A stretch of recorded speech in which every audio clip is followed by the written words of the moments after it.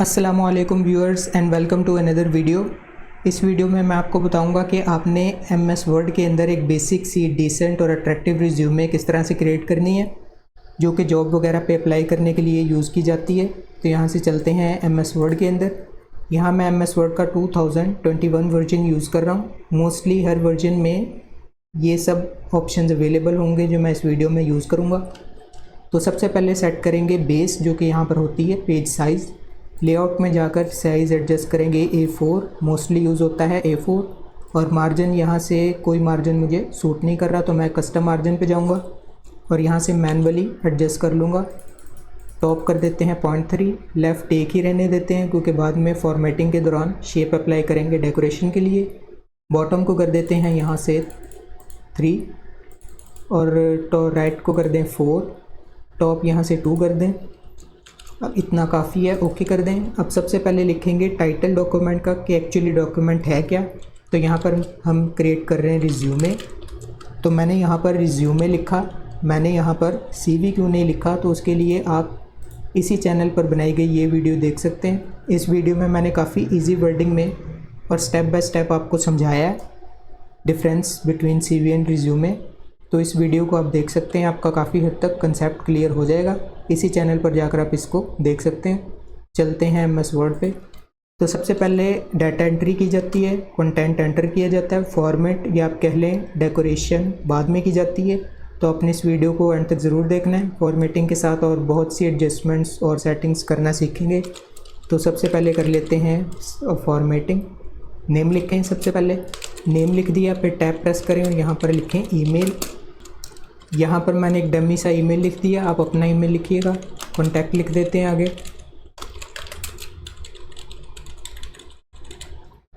तो यहाँ जो सबसे इम्पोर्टेंट मेन इन्फॉर्मेशन थी मैंने ऊपर ही मेंशन कर दी है। अब यहाँ पर बाकी की जो इन्फॉर्मेशन है वो एंटर करते हैं।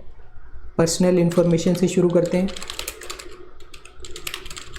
इसमें भी सबसे पहले नेम आ जाएगा, ऊपर से ही कॉपी कर लेते हैं नेम। उसके बाद आएगा फादर्स नेम। ये फादर्स नेम मैंने लिख दिया। अब यहाँ जो भी डाटा मैं यूज़ कर रहा हूँ वो सब डमी डाटा है, फिक्टिशियस है, किसी से रिजेंबलेंस नहीं रखता। सिर्फ इस वीडियो में आपको समझाने के लिए ही मैंने ये डमी डाटा क्रिएट किया है। अगेन डेट ऑफ बर्थ ले लेते हैं डमी, तो यहाँ पर लिख देते हैं 29 फेब। ये हर 4 साल के बाद आता है दिन। लीप ईयर कोई डमी सा ईयर दे देते हैं, ओके। अब बाकी का जो डाटा है मैं कॉपी पेस्ट कर लेता हूँ टाइम सेव करने के लिए। तो ये बाकी का डाटा भी मैंने यहाँ पर पेस्ट कर दिया है। ये सब टैब से सेपरेट है। अब नेक्स्ट स्टेप जो होगा वो होगा ऑब्जेक्टिव। ऑब्जेक्टिव होता है कि आप बता रहे होते हैं कि आप ये जॉब क्यों करना चाहते हैं, आप ये जॉब हासिल करके क्या करेंगे, क्या परफॉर्मेंस देंगे। तो आप ऑब्जेक्टिव खुद भी लिख सकते हैं और आप AI का भी यूज़ कर सकते हैं। तो यहाँ पर DeepSeek ChatGPT को यूज़ कर लेते हैं। यहाँ मैंने पहले ही लिखा हुआ है। मैंने इसे इंस्ट्रक्शन दी थी कि generate a simple job objective या description for resume of about 4 to 5 lines. और मैंने इसे भी कहा कि you should start with I am seeking. मैंने अपने अकॉर्डिंग दे दिया इसको इंस्ट्रक्शन, तो इसने मुझे ये ऑब्जेक्टिव प्रोवाइड किया। आप अपने अकॉर्डिंग भी इंस्ट्रक्शन दे के अपने अकॉर्डिंग ऑब्जेक्टिव को मॉडिफाई कर सकते हैं। तो मैं यही कॉपी कर लेता हूँ और यहाँ पर मैं कर देता हूँ इसको पेस्ट। कोशिश करें कि आप खुद ही अपना ऑब्जेक्टिव लिखें। नेक्स्ट स्टेप होगा एजुकेशन का, मोस्ट इम्पोर्टेंट। तो इसकी हेडिंग्स को मैनुअली कर लेते हैं टाइप। टैब प्रेस करके ईयर लिखें, फिर टैब,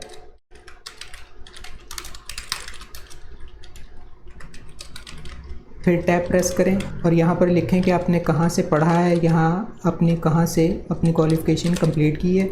फर्स्ट एंट्री मैनुअल कर लेते हैं। फॉर एग्ज़ाम्पल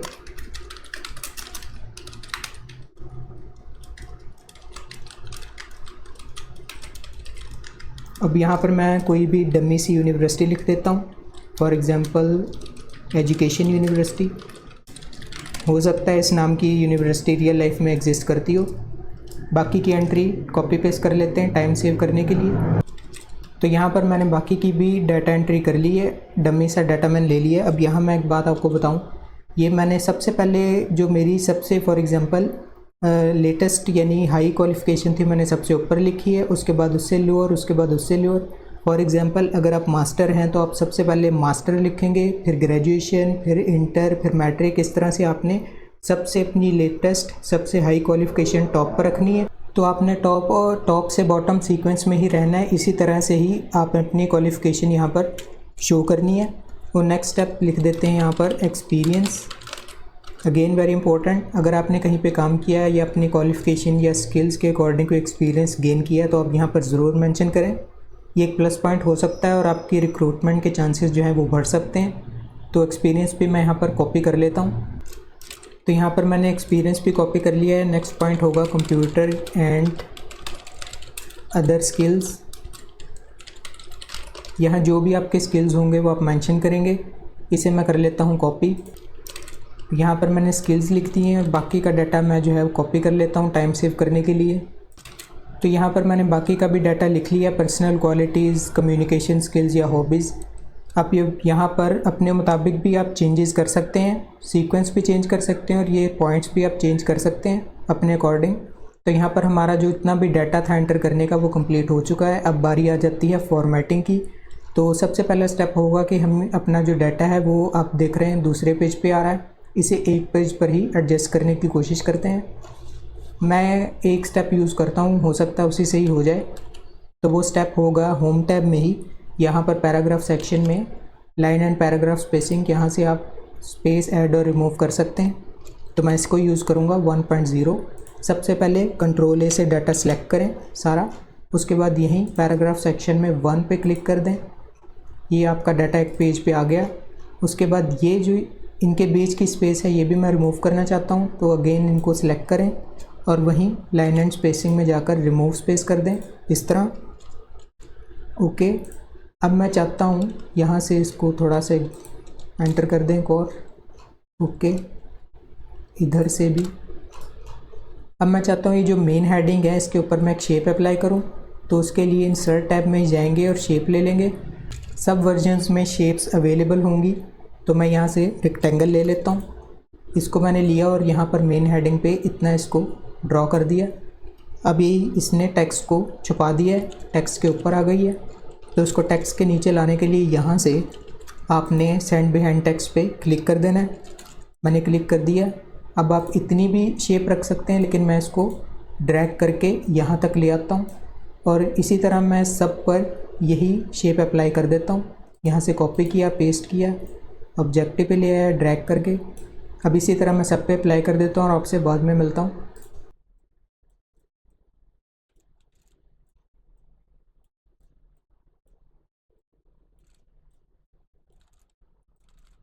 तो यहाँ देखें सब हेडिंग्स पे मैंने शेप अप्लाई कर दी। अब यहाँ आप देख सकते हैं ये फ़ॉन्ट इसकी हेडिंग की ब्लैक है। मैं इसे वाइट करूँगा और इसे बोल्ड भी करूँगा। तो मैंने इसे कर लिया सिलेक्ट और यहाँ होम टैब में ही यहाँ से इसका कलर वाइट कर दिया और यहाँ से बोल्ड कर दिया। अब मैं ये मैनुअली सब हेडिंग्स पे नहीं करूँगा। यहाँ पर मैं होम टैब में क्लिपबोर्ड सेक्शन में फॉर्मेट प्रिंटर लूँगा और ऑब्जेक्टिव पे ड्रैग कर दिया मैंने। इसी तरह मैं सब पर ड्रैग करूँगा। फॉर्मेट प्रिंटर लिया और एजुकेशन पे, सब पे मैं अब कर लेता हूँ।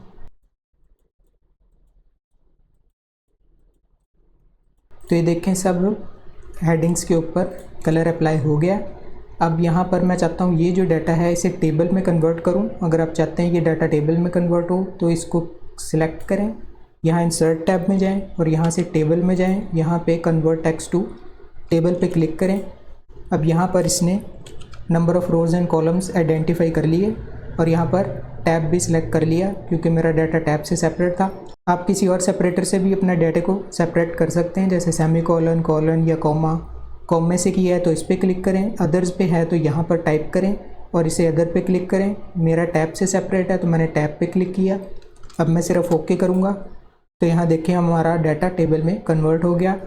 अब इसी तरह इसकी तरह अगर इसे भी हमने टेबल में कन्वर्ट करना है तो इसे सिलेक्ट करें और सारे स्टेप्स आपने ये वाले रिपीट कर देने। इंसर्ट टैब में जाएंगे, टेबल में जाएंगे, कन्वर्ट टेक्स्ट टू टेबल। यहाँ पर भी इसने डाटा आइडेंटिफाई कर लिए, रोज़ एंड कॉलम्स, और टैब भी सेट है। सिर्फ ओके करेंगे तो ये देखें टेबल में कन्वर्ट हो गया। अब यहाँ से आप इसका ये जो प्लस का आइकन आपको नज़र आ रहा है, इससे आप इसको मूव भी कर सकते हैं और इसको वैसे भी एडजस्ट कर सकते हैं। अब यहाँ आप देख सकते हैं ये कर्सर अभी इस तरह है, नॉर्मल है, लेकिन जब मैं इसके बॉर्डर पर लेकर जाऊँगा ये देखें लेफ़्ट एंड राइट और एरोज़ आ गए। तो जब ये आ जाए तो आप इसको ऐसे सेट भी कर सकते हैं। और यहाँ राइट साइड से भी अब देखें ये कर्सर चेंज हो गया लेफ़्ट एंड राइट, तो इसको भी ड्रैग करके इसके अकॉर्डिंग ले आएँ यहाँ पर। और इसी की तरह इसको ऊपर वाले को भी कर दें। यहाँ से ये देखें एरो चेंज हुआ, इसके बराबर ले आएँ इसको। यहाँ से भी बराबर ही होगा, हाँ बराबर है। अब यहाँ पर इसकी फर्दर एडिटिंग करते हैं। यहाँ बीच में से भी इसको मैं ड्रैग कर लेता हूँ, जिसको जितनी स्पेस चाहिए होगी उतनी मिलेगी। अब यहाँ एजुकेशन यूनिवर्सिटी 2 लाइनों पे है, तो यहाँ से भी इसका बीच का जो बॉर्डर है उसको ड्रैग कर लें इस तरह, ये देखें। और ये जो मेन हेडिंग है मैं चाहता हूँ ये थोड़ी सी ज़्यादा वाइड रहे, थोड़ी चौड़ी रहे, क्योंकि ये हेडिंग है।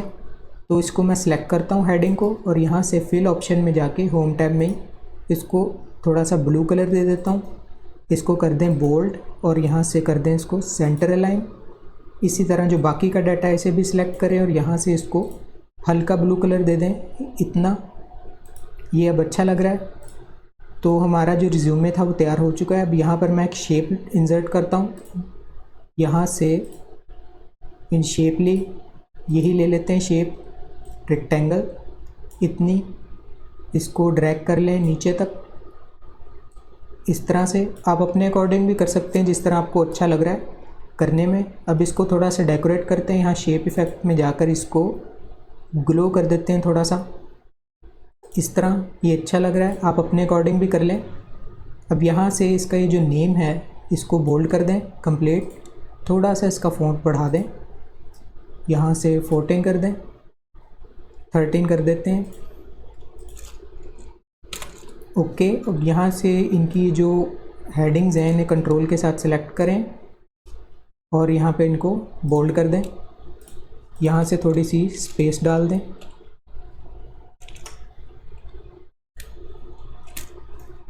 थोड़ा सा मार्जिन इसका एडजस्ट कर लें जिससे एक लाइन पे आ जाए, ओके। इसके नीचे शेप अप्लाई कर देते हैं एक लाइन वाली। यहाँ से शेप ले लें इंसर्ट से, और यहाँ से इसको कंट्रोल बटन प्रेस करके रखें और यहाँ से सीधी लाइन बना दें एक इतनी। अब यहाँ पर जब भी आप कोई शेप सेलेक्ट करेंगे तो यहाँ से ऑटोमेटिकली ऊपर शेप फॉर्मेट आ जाएगा, और यहाँ से आप फर्दर इसकी सेटिंग कर सकते हैं। मैं इसको थोड़ा बोल्ड करना चाहता हूँ, वेट इसका थोड़ा बोल्ड कर दें, इतना काफ़ी है, ओके। इसको थोड़ा सा यहाँ से एंटर कर दें और यहाँ से इसकी थोड़ी सी लंबाई एडजस्ट करें इतनी, ओके। अब यहाँ पर इसको रिज्यूमे को बोल्ड करें, इसको अंडरलाइन करें, सेंटर लाइन करें और इसका साइज़ यहाँ से इंक्रीज़ कर दें। ये देखें, ये यहाँ से आप इसका फ़ॉन्ट साइज़ इंक्रीज़ कर सकते हैं। कंट्रोल शिफ्ट ग्रेटर देन से इंक्रीज़ होगा, कंट्रोल शिफ्ट लेस देन से डिक्रीज़ होगा। इसको यहाँ से कर लें, इतना काफ़ी। अब यहाँ पर मैं चाहता हूँ एक पिक्चर इंसर्ट हो, तो इसके लिए भी शेप ही लेंगे। आप यहाँ से सर्कल शेप भी ले सकते हैं पिक्चर के लिए, लेकिन मैं यहाँ से राउंड एजेस वाला ले लेता हूँ रेक्टेंगल। इसको मैंने यहाँ पर इतना ड्रॉ किया, इतना काफ़ी है। अब इसके अंदर मैं जब चाहता हूँ कि पिक्चर इंसर्ट हो, अब यहाँ आप देखें शेप मैंने सेलेक्ट की थी तो शेप फॉर्मेट एक्टिव हो गया। यहाँ पर आप जाएंगे शेप फिल में, पिक्चर में जाएंगे और यहाँ से जहाँ भी आपके कंप्यूटर पे पिक्चर पड़ी है वो आप ले लेंगे। मैंने डेस्कटॉप पे रखी हुई है, तो यहाँ से मैं इसको क्लिक कर देता हूँ। ये देखें ऑटोमेटिकली इसके अंदर एडजस्ट हो गई। ये मैंने डमी सी इमेज ली थी, आप अपनी इमेज डालिएगा। तो यहाँ से देखें हमारा रिज्यूमे तैयार हो चुका है। यहाँ पर हमने फॉर्मेटिंग भी की और यहाँ पर एडजस्टमेंट्स भी की, तो ये हमारा रिज्यूमे सिंपल सा तैयार हो चुका है। आप थोड़ी एडजस्टमेंट अपने अकॉर्डिंग भी कर सकते हैं, मैंने नहीं की क्योंकि वीडियो लंबी हो सकती थी। तो मैं कोशिश करूँगा कि एक और वीडियो बनाऊँ जिसमें मैं थोड़ी सी और एडजस्टमेंट्स करूँ, यानी इसको और थोड़ा अट्रैक्टिव और फैंसी बनाऊँ, एक और वर्जन रिज्यूमे का। तो ये फ़िलहाल सिंपल रिज्यूमे है। आई होप आपको ये वीडियो समझ में आई होगी। तो इस वीडियो को लाइक करें, शेयर करें, चैनल को सब्सक्राइब करें। मिलते हैं आपसे नेक्स्ट वीडियो में। अब तक के लिए इतना ही। अल्लाह हाफिज़।